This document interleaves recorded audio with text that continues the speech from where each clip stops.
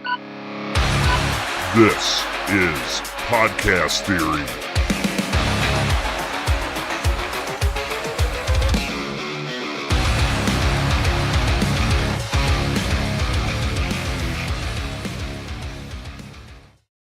Hello again, fellow podcaster, and welcome to installment number 3 of Podcast Theory Live.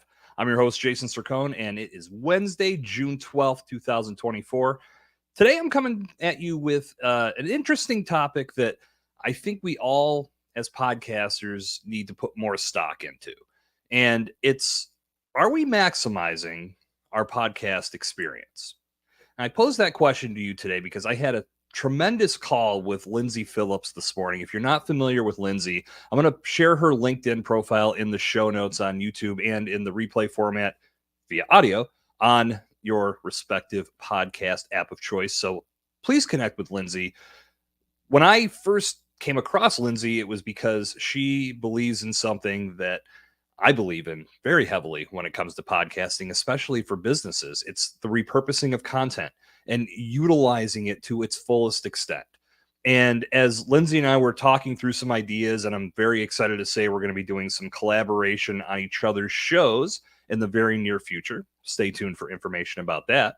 But what I loved about our conversation was that we were very much in sync with the idea of hosts and creators and guests across the board not leaning into the repurposing aspect enough. And that instantly got me thinking. I knew I hadn't gone live yet. I actually did have a different subject lined up for today, but I'm doing this 5 days a week, my friends. So we are going to have plenty of opportunities to venture down the path of other subjects. But today I wanted to talk about this while it was fresh on my mind, thanks to my conversation with Lindsay. And it's all about maximizing. It's all about getting the most from your podcast experience. And it's something that, as a podcaster, I want you to really think about. Are you getting the most? Are you doing the absolute most to get value from your recordings, from your guest appearances? And it's not just about what happens during the recording. It's what happens beforehand. It's what happens after the fact. Podcasting has a lot of moving parts. And if you don't pay enough attention to each specific part, more than likely, you're going to miss out on opportunities. Perfect example that I can give you is, as a podcaster, if you host your own show, you may have experienced this in the past. You connect with a guest, you have them lined up for an appearance on your show. They come on the show. They may give a great interview.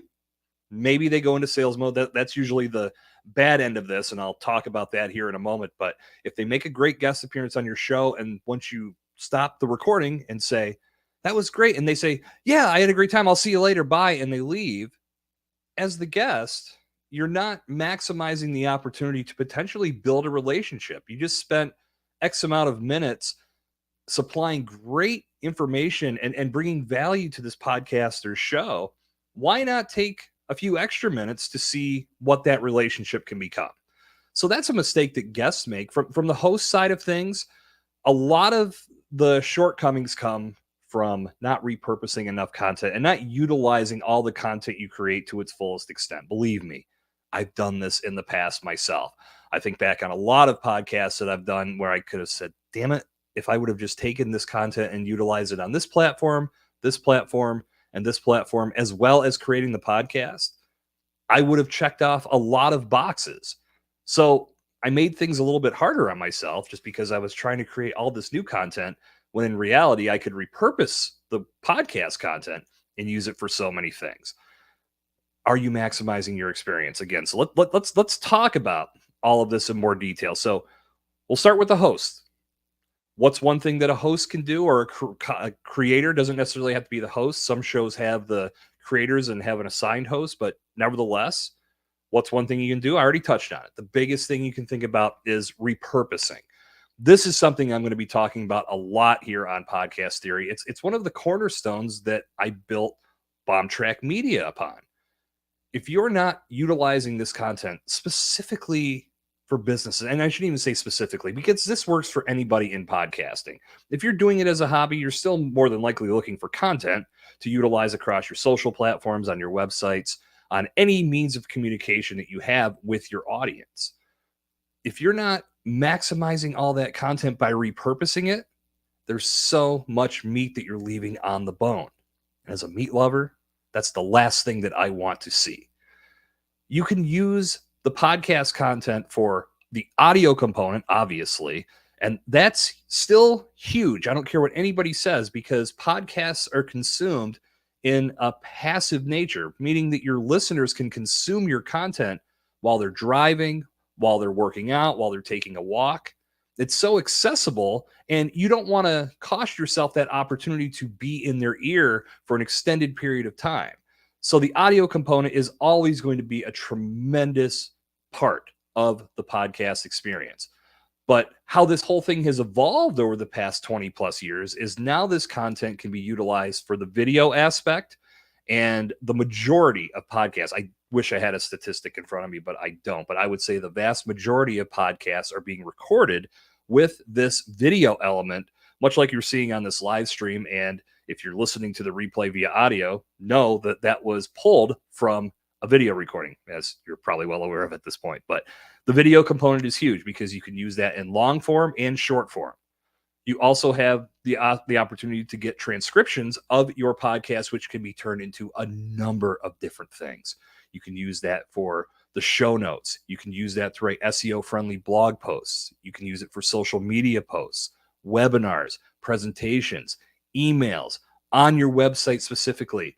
The list goes on and on. Are you thinking about writing a book? You can utilize this content that you put together through a podcast and get the bones and framework of a book dedicated to your specialties.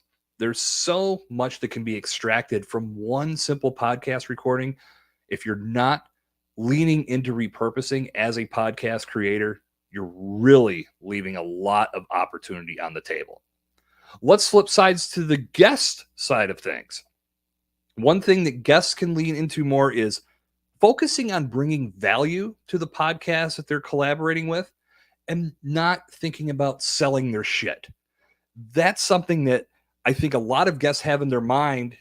They're showing up for a guest appearance and it's a performance. They've got to sell. And this is their opportunity to get their product, get their service, get their offering in front of a new audience. And they believe that the only way to truly do that is to go into sales mode. In reality, as the podcast creator or podcast host, you're probably looking at that person saying, what the hell is happening right now? And as they're in nonstop sales mode, you're questioning whether you're even going to air this episode because you know you don't want to expose your audience to an infomercial. If you're a guest and you bring value to that podcast, you're thinking about what the podcaster is trying to create to attract an audience. You tell good stories, you're engaging, you provide knowledge and insight, you put value first, you don't have to do any selling at all. The host and anybody behind that show is going to endorse the crap out of you. They are going to tell their audience that they need to invest in what you're selling, what you're promoting, what you have to offer. That's how you maximize a guest appearance. Don't show up thinking that you have to sell. Show up thinking that value comes first. I'm going to tell some good stories. I'm going to have a great, engaging, captivating conversation with the person hosting this show. And when you do it that way, the host is going to do all the selling for you, and you're going to get even more in return than you would if you show up in sales mode. So let's flip it back to the host side of things for a moment. Another thing hosts can do, strengthen their communication and use the platform for building better relationships. Obviously, if you're creating a podcast and building a podcast, it's about content, right? You want to put content in front of your audience so it keeps them captivated, tells them a good story, builds trust, lets them know they found the right resource. But in the moment, as you're recording a podcast, you have someone in front of you that is like-minded. You share a ton of great ideas. You're conversing. You're in the midst of building a relationship just as you create that content. But if you don't take it to the next level once the recording ends, well, again, things are just left on the table when that's the mentality. It's very transactional versus becoming something that could lead to endless opportunities. You never know. That's what networking is all about. So you have to think about the relationships that you're building. And if you go into each recording session knowing that you're not just trying to create content, but you're hoping to build a solid, lucrative relationship with the person on the other end of the microphone, that's going to open up those opportunities and help you grow, potentially bringing in new business, maybe giving you more opportunities to promote. Maybe they know somebody they can connect you with. Maybe your guest has access to 5 or 6 different people that would be tremendous guests for your show. Now you're working smarter, not harder, but you're coming into this with the right mindset. It's all about building relationships. So don't think the other person on the other end of the microphone is strictly there to help you create content. Bring them on your show, because not only can they help you do that, but a potential relationship could come from that. Now, on the guest side of things, thinking of it like that, if you don't come with value, more than likely that's never going to happen, because I can speak from a host's perspective. If you're coming on my show and strictly selling, I'm questioning whether I'm going to air this episode at all, as I said a few moments ago. But B, I'm wondering if you're even the type of person that I would want to build a relationship with, because clearly you're thinking about sales first and not about providing impact and letting the sales happen naturally because you're bringing a good message to the world. So think of that from the guest side of thing too. If the easiest way to summarize this, I could drop the mic and leave after this, but I'm not going to. Bring value first. Keep value front of mind, whether you're the host or the guest. That's what's going to drive this and help you maximize what you get from your podcast experience. But I do want to flip this to the guest side for another point, and this is big on the guesting side of things. You have to repurpose that content as well. I've had arguments with people about this when I've brought up this subject. Too often we see podcast guests do their guest appearance and then they ghost the show creators and the show hosts altogether. You never hear from that person again. What the hell are you taking time to show up and bring value to that show, or bring a good message or a good story to that show, if you're not utilizing that content for yourself? Now, I've had people tell me, well, that's the host's responsibility. Sure it is. But why would you neglect the opportunity to take content that someone else is putting together for you? They're creating assets. They're building something that you could use that positions you as an authority in your space. Why would you not want to take time to put that in front of your people? So you have to start thinking about it on a different level. If you're a guest, you want to come into these experiences with the mindset of, what can I do to get the raw recording so I can make my own video clips? Am I asking for the right materials so I can build my own marketing assets and I can use this in my own website, on my own blog, in my emails? As a podcaster, if anybody came to me with that layer of promotion and I wanted to do that for me, I'd be all in. Hell yeah, here's everything that you need. Go wild. I would love the fact that you're taking this much time and putting this much energy into promoting this experience to your audience. So it doesn't just serve me, it serves you, and it serves your audience. It serves everybody involved. So when you're guesting, make sure you're keeping this front of mind. It's not just about showing up and doing the interview or the guest appearance. It's about what you can use that content for. And if you're using it the right way and approaching it from that value-driven perspective, there's so much that can come from that. And there's so much content that's being built for you. It's a great way to work smarter, not harder. I'm going to wrap this up today with a point that goes both sides. And I've touched on this to some degree, but I want to really emphasize it because, in my opinion, the podcast platform is the best digital networking platform we have at our disposal. But you have to treat it that way. Hosts and guests have to think about the networking side of this. If you come into it transactionally, you're going to leave a lot on the table. If you come into this thinking that you're not relationship driven, you don't want to get any more out of this than just having a conversation that gets recorded, you're leaving a lot of opportunity on the table. Networking to this day is still the most powerful way to build your brand and build your business and work smarter, not harder. I've leaned into networking heavily in 2024, and it's already started to pay dividends. I'm loving the fact that I'm in front of people having conversations in a live atmosphere at least a couple days a week. I don't do as much virtual networking as I did, just because now that we're out of the pandemic, thank Christ, I could be out and about and actually meeting people and having conversations in person like we were built to do. So podcasting, if it's going to be utilized properly, if I'm thinking virtual networking, this is where I'm doing it. It's when I connect with people on my show. It's when I join them and collaborate for their show. It's finding them on social media and not just dropping them a sales pitch in their DMs, which I think this is going to have to be an episode that I do soon too, because that shit is getting out of control. But it's taking that step towards creating a relationship and having a conversation. I mentioned Lindsay Phillips earlier, who, again, I'm going to share her information in the show notes so you can connect with her as well. When I connected with Lindsay, it was a simple conversation. Your profile stood out to me because I believe you and I have a lot of commonalities in this field. How about we jump on a call and just get to know one another? And she said, absolutely, let's do it. And we set up that call that we had today. And it was a great conversation and we clicked immediately. This is how you use digital networking. In the podcast space, you want to use this as an opportunity to not only build the content, as we said, but once the show is over, you're taking that next step. Something I've done in the past is I will send an automated email through my scheduler that sets the table for that next conversation. Or if I'm not doing it through automation, I'm having that conversation after the show's over and saying, listen, I loved what we did today. This was tremendous value that that's going to be brought to my audience. How would you feel about jumping on a call and having a conversation without the task of recording a podcast? That's huge. There's so much that can come from that. Again, you got to be value driven and you got to be thinking about that. If you do take that next step, the world opens up to you. There's so many potential opportunities because you don't know who this person might know. Maybe they need exactly what you have to offer. So if you're a host or you're a guest, or if you're doing both, think of podcasting as the greatest digital networking tool that you have at your disposal, because it absolutely is. Are you maximizing your podcast experience?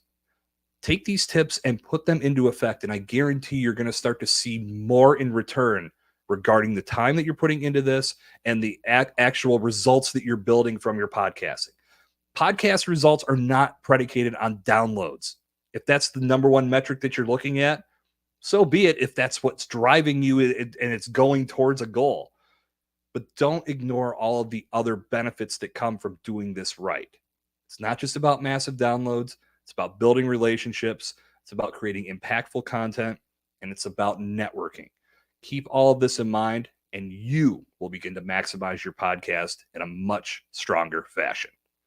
That is going to wrap up today's live stream of Podcast Theory Live. This has been episode 3, live on YouTube each and every day. This is only number 3, as I said, and I have yet to set an official time of when I'll be going live. I'm hoping that it's going to get a little easier for folks to track and know when I'm going live so they can join me, because I'd love to have some interaction on these shows. At the same time, I'm also very aware of the fact that it takes time to grow.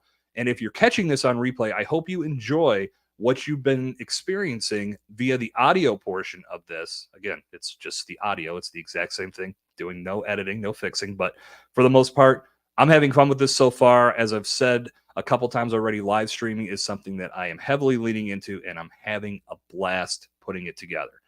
So I will be back Thursday, June 14th. Is that the date? I'm always losing my date. June 13th. Man, I got to get a calendar in front of me for these calls, or to make these calls. But I will be back on Thursday, June 13th, with another edition of Podcast Theory Live. Again, coming at you Monday through Friday, each and every weekday on the Bombtrack Media YouTube channel. Please subscribe and click the bell so you know when these new live videos go live. Please don't be a dick about this. My name is Jason Sircone. I am going to sign off. I want to thank you again for checking out today's Podcast Theory live stream, and I will be back with you again tomorrow. Until then, good talk. I will see you out there.